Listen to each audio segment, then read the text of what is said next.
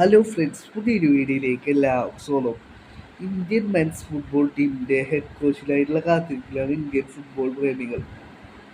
കഴിഞ്ഞ ദിവസങ്ങളിൽ റിപ്പോർട്ട് വന്നിരുന്നു, മുൻ ബാഴ്സലോണ പരിശീലകനായ സാവി ഇന്ത്യൻ ഹെഡ് കോച്ച് ആവാൻ അപേക്ഷ കൊടുത്തതായിട്ട്.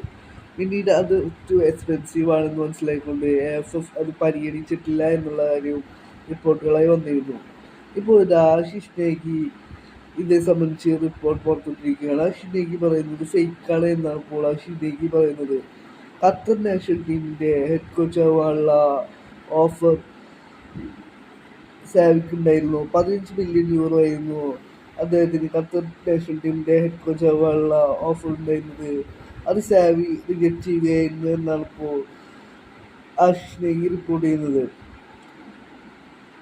പിന്നീട് പ്രമുഖ മാധ്യമപ്രവർത്തനായ ഫാബ്രിസിയോ റൊമാനോയുടെ ഭാഗത്തു നിന്നും ഇതിനെ സംബന്ധിച്ച് റിപ്പോർട്ട് വന്നിട്ടുണ്ട്. ഫാബ്രിസിയോ റൊമാനോ പറയുന്നു, zero contact with Xavi and AFF എന്നാണ് ഇപ്പോൾ ഫാബ്രിസിയോ റൊമാനോ ട്വീറ്റ് ചെയ്യുന്നത്. ഒരുപാട് ജേർണലിസ്റ്റുകൾ, സ്പാനിഷ് ജേർണലിസ്റ്റുകൾ ഇത് ഫേക്കാണ് എന്നുള്ള കാര്യം റിപ്പോർട്ട് ചെയ്യുന്നുണ്ട്.